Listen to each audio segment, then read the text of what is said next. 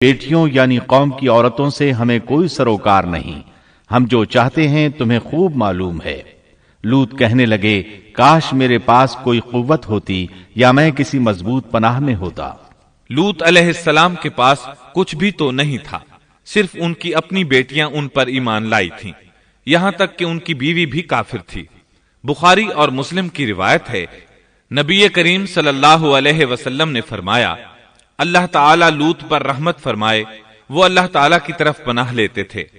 مفسرین کا کہنا ہے کہ لوط علیہ السلام کے بعد اللہ نے جو نبی بھیجا وہ کسی اونچے خاندان اور قبیلے کا چشم و چراغ ہوتا تھا جو اس کی حفاظت کرنے کے قابل ہوتا تھا۔ لوط علیہ السلام کے ساتھ کوئی مددگار نہیں تھا۔ ایک دوسرے مقام پر اللہ تعالی فرماتے ہیں، وَجَاءَ أَهْلُ الْمَدِينَةِ يَسْتَبْشِرُونَ قَالَ إِنَّ هَؤُلَاءِ ضَيْفِي فَلَا تَفْضَحُونِ وَاتَّقُوا اللَّهَ وَلَا تُخْزُونِ قالوا أولم ننهك عن العالمين قال هؤلاء بناتي إن كنتم فاعلين لعمرك إنهم لفي سكرتهم يعمهون۔ اور شہر کے لوگ خوش ہوتے ہوئے آئے۔ لوط نے کہا یہ میرے مہمان ہیں، مجھے رسوا نہ کرو، اللہ سے ڈرو اور مجھے ذلیل نہ کرو۔ انہوں نے کہا کیا ہم نے تجھے جہان والوں کے بارے میں منع نہیں کیا؟ یعنی انہوں نے آپ کو تبلیغ وغیرہ سے بھی روک دیا تھا۔ لوط نے کہا اگر خواہش پوری کرنا چاہتے ہو تو میری بیٹیاں یعنی قوم کی عورتیں موجود ہیں، ان سے کر لو۔ اے پیغمبر تیری عمر کی قسم وہ لوگ اپنی مدہوشی میں مست تھے۔ اللہ تعالیٰ نے کسی انسان کی عمر کی قسم نہیں کھائی سوائے نبی کریم صلی اللہ علیہ وسلم کے، اور یہ اعزاز آپ کے شرف، عزت اور تکریم پر دلیل ہے۔ اب ان لوگوں نے گھر میں داخل ہونے کی تیاری کر لی۔ ادھر لوط علیہ السلام نے اپنے تینوں مہمانوں کی طرف دیکھا۔ آپ ان کے لیے فکر مند تھے، لیکن وہ یہ دیکھ کر حیران ہوئے بغیر نہ رہے کہ وہ تینوں بالکل بے فکر بیٹھے تھے۔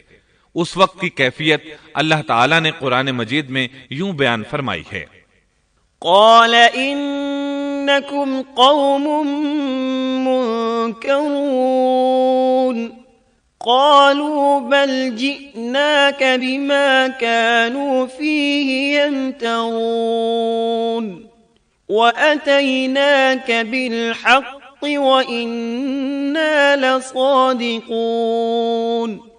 لوط کہنے لگے تم لوگ تو کچھ انجان سے معلوم ہو رہے ہو۔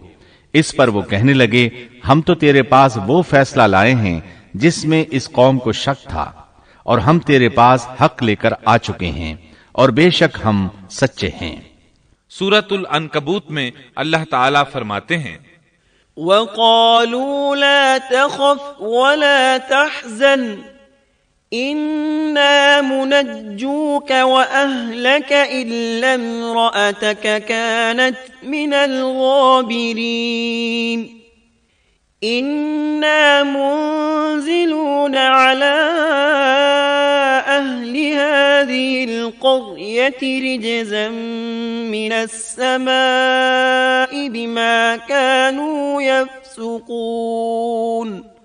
فرشتوں نے کہا اے لوط نہ ڈر اور غم نہ کھا، یقیناً ہم تجھے اور تیرے اہل کو سوائے تیری بیوی کے نجات دیں گے، وہ پیچھے رہ جانے والوں میں سے ہوگی۔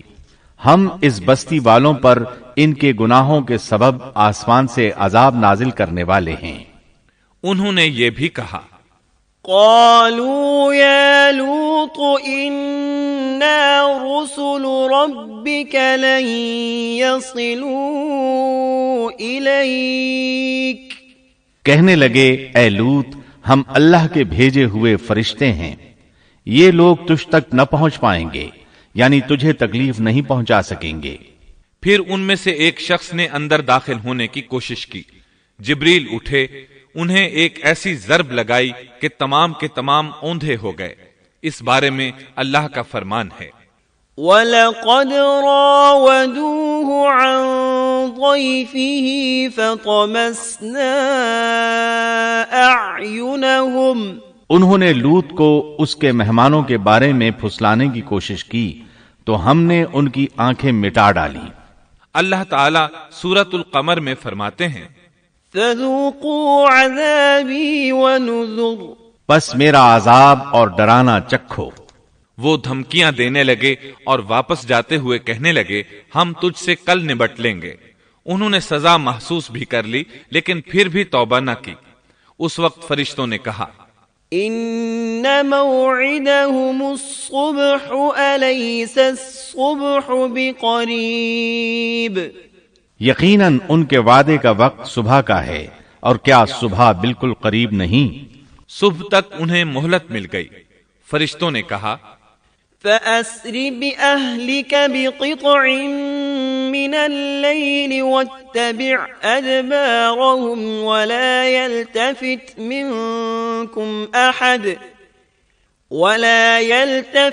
مِنكُمْ أَحَدٌ وَامْضُوا حَيْثُ تُؤْمَرُونَ وَقَضَيْنَا إِلَيْهِ ذَلِكَ الْأَمْرَ أَنَّ دَابِرَ هَؤُلَاءِ مَقْطُوعٌ مُصْبِحِينَ اے لوط، اپنے اہل کو رات کے حصے میں لے کر نکل جا اور ان کے پیچھے پیچھے تو چل، اور تم میں سے کوئی پیچھے مڑ کر نہ دیکھے، اور جہاں تمہیں حکم ہو چلے جاؤ۔ اور ہم نے اسے وہ فیصلہ سنا دیا کہ صبح ہوتے ہی اس قوم کی جڑ کاٹ دی جائے گی۔ اسی طرح اللہ تعالیٰ سورۃ الشعراء آیت 170 اور 171 میں فرماتے ہیں فَنَجَّيْنَاهُ وَأَهْلَهُ أَجْمَعِينَ إِلَّا عَجُوزًا فِي الْغَابِرِينَ ہم نے اسے اور اس کے تمام اہل کو نجات دی، سوائے اس کی بیوی کے جو پیچھے رہنے والوں میں سے تھی۔ سورۃ القمر میں اللہ تعالیٰ فرماتے ہیں إِلَّا آلَ لُوطٍ نَجَّيْنَاهُمْ بِسَحَرٍ نِعْمَةً مِّنْ عِنْدِنَا كَذَلِكَ نَجْزِي مَنْ شَكَرَ تمام ہلاک ہو گئے سوائے لوط کی آل کے، انہیں ہم نے صبح سحری کے وقت یعنی رات کے آخری حصے میں نجات دی، یہ ہمارا احسان تھا، اور اسی طرح ہم شکر گزاروں کو بدلہ دیتے ہیں۔ چنانچہ لوط علیہ السلام نکل کھڑے ہوئے، ان کے ساتھ ان کی صرف 2 بیٹیاں تھیں۔ وہ بستی سے نکل گئے، پھر صبح ہوئی، روشنی پھیلنے لگی تو عذاب آ گیا۔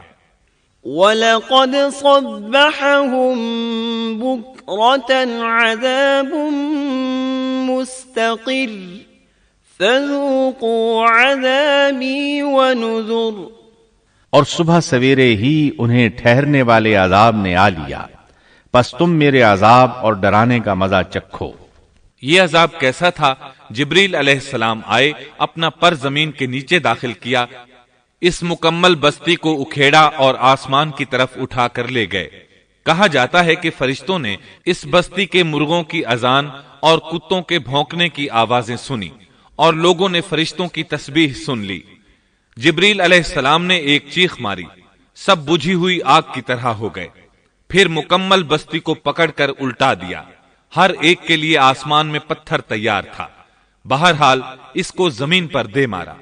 اللہ تعالیٰ سورہ ہود میں فرماتے ہیں فَلَمَّا جَاءَ أَمْرُنَا جَعَلْنَا عَالِيَهَا سَافِلَهَا وَأَمْطَرْنَا عَلَيْهَا حِجَارَةً مِّن سِجِّيلٍ مَّنضُودٍ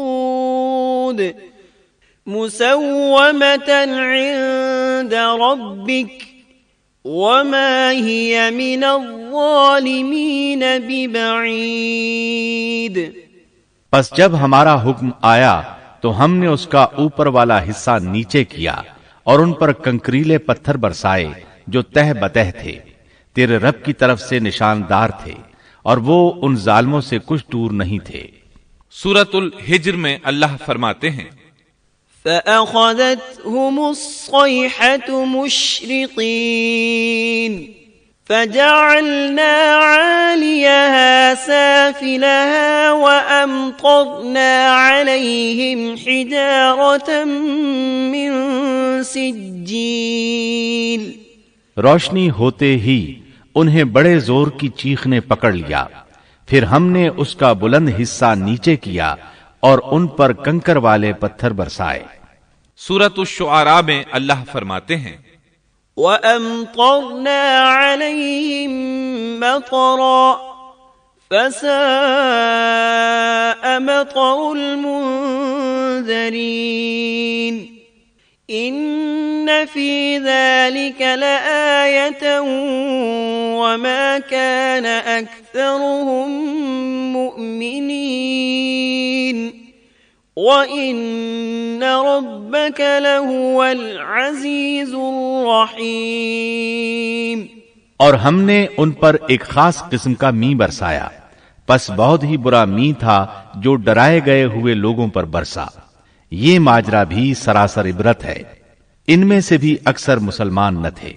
بے شک تیرا پروردگار وہی ہے، غلبے والا، مہربانی والا۔ سورۃ النجم میں اللہ فرماتے ہیں وَالْمُؤْتَفِكَةَ أَهْوَىٰ فَغَشَّاهَا مَا غَشَّىٰ فَبِأَيِّ آلَاءِ رَبِّكَ تَتَمَارَىٰ هَٰذَا نَذِيرٌ مِّنَ النُّذُرِ الْأُولَىٰ۔ اور اس نے الٹائی ہوئی بستیاں گرا دی، پھر ان کو اس چیز سے ڈھانپا جس سے بھی ڈھانپا، مطلب یہ کہ ان پر پتھروں کی بارش برسائی۔ پس تم اپنے رب کی کون کون سی نعمتوں میں جھگڑو گے؟ یہ شخص بھی پہلے ڈرانے والوں کی طرح ایک ڈرانے والا ہے۔ اس طرح یہ بستی سدوم بحر مردار کے علاقے میں تہس نہس ہو گئی، اور اس کے آثار و نشانات قیامت تک کے لیے چھوڑ دیے گئے ہیں۔ ان نشانات کو اسی لیے باقی چھوڑا گیا ہے کہ سارا جہان ان کو دیکھ کر عبرت پکڑے، فحاشیوں سے باز آ جائے، خاص طور پر سب سے بڑی فحاشی جو قوم لوط کا عمل تھا اس سے باز آ جائیں۔ سیدنا لوط علیہ السلام کے اس قصے میں قرآن حکیم اور احادیث نبوی سے یہ بات ثابت ہوتی ہے کہ سیدنا لوط علیہ السلام جس قوم کی طرف مبعوث کیے گئے تھے وہ قوم اخلاق کے اعتبار سے بالکل ختم ہو چکی تھی، اور اب اس کی اصلاح ناممکن ہو چکی تھی۔ اس قوم نے اپنے جرم کو جرم بھی نہیں سمجھا تھا۔ عام مقامات پر اعلانیہ بے حیائی کرنا ان کا مشغلہ تھا۔ یہ ایسا عمل تھا جس کی ماضی میں کوئی نظیر نہیں ملتی۔ مردوں کا مردوں سے اختلاط اور عورتوں کا عورتوں سے، یہ ایسا فعل تھا جو جنگل کے وحشی جانور بھی نہیں کرتے۔ یہی وجہ تھی کہ یہ قوم اپنے میں سے کچھ نیک لوگوں کو بھی برداشت نہیں کرتی تھی۔ وہ انہیں نیکی اور شرافت کی دعوت دیتے تھے، اسی لیے وہ ان کے سخت مخالف ہو گئے تھے۔ قرآن کریم نے اس قوم کے 3 بڑے جرائم کا ذکر کیا ہے۔ یہ کہ تم مردوں سے بدفعلی کرتے ہو، مسافروں کو لوٹ لیتے ہو، عام مجلسوں میں اعلانیہ فحاشی کرتے ہو۔ ان 3 گناہوں میں سے سب سے پہلا گناہ بدترین گناہ تھا۔ یہ گناہ اس قوم سے پہلے کسی نے نہیں کیا تھا، گویا وہ اس گناہ کو ایجاد کرنے والے تھے، اور یہ گناہ زنا سے بھی زیادہ شدید ہے۔ قرآن کریم اور احادیث کی روح سے اغلام بازی ایک بدترین گناہ ہے۔ احادیث میں اس گناہ کی مختلف سزائیں آئی ہیں۔ ایک روایت میں ہے کہ فاعل اور مفعول دونوں کو قتل کر دو۔ بستی سدوم عذاب کے نزول سے قبل کن حالات سے دوچار تھی، سورۃ الزاریات آیت 35 اور 36 میں یوں بیان ہوا ہے، پھر ہم نے ان سب لوگوں کو نکال لیا جو اس بستی میں مومن تھے، یعنی لوط علیہ السلام اور ان پر ایمان لانے والے، سو ہم نے اس بستی میں سوائے ایک گھر کے مسلمانوں کا کوئی گھر نہ پایا۔ اس کا مطلب ہے وہاں صرف سیدنا لوط علیہ السلام اور ان کا گھرانہ مسلمان تھا، باقی سب گھر کافروں کے تھے۔ اللہ تعالیٰ کسی قوم کی مکمل تباہی کا فیصلہ اس وقت تک نہیں کرتے جب تک کہ اس قوم میں کچھ قابل لحاظ بھلائی موجود ہو، مگر جب قوم کا حال یہ ہو جائے کہ اس میں بھلائی آٹے میں نمک کے برابر بھی باقی نہ رہے، تو ایسی صورت میں اللہ کا قانون یہ ہے کہ نبی اور اس پر ایمان لانے والوں کو اپنی قدرت خاص سے کسی نہ کسی طرح بچا لیا جاتا ہے، اور باقی لوگوں کے ساتھ وہی معاملہ کیا جاتا ہے جو ہوش مند تاجر اپنے ٹوکرے کے گلے سڑے پھلوں کے ساتھ کرتا ہے۔ اچھے پھل ان میں سے نکال لیتا ہے اور سڑے ہوئے باہر پھینک دیتا ہے۔ عذاب کے بعد اللہ تعالیٰ نے اس شہر کے کھنڈرات کے بارے میں سورۃ الزاریات آیت 37 میں یوں فرمایا ہے، اس عذاب کے بعد ہم نے وہاں بس ایک نشانی ان لوگوں کے لیے چھوڑ دی جو دردناک عذاب سے ڈرتے تھے۔ اس نشانی سے مراد بحیرہ مردار ہے۔ اس کا جنوبی علاقہ آج بھی ایک عظیم تباہی کے آثار پیش کر رہا ہے۔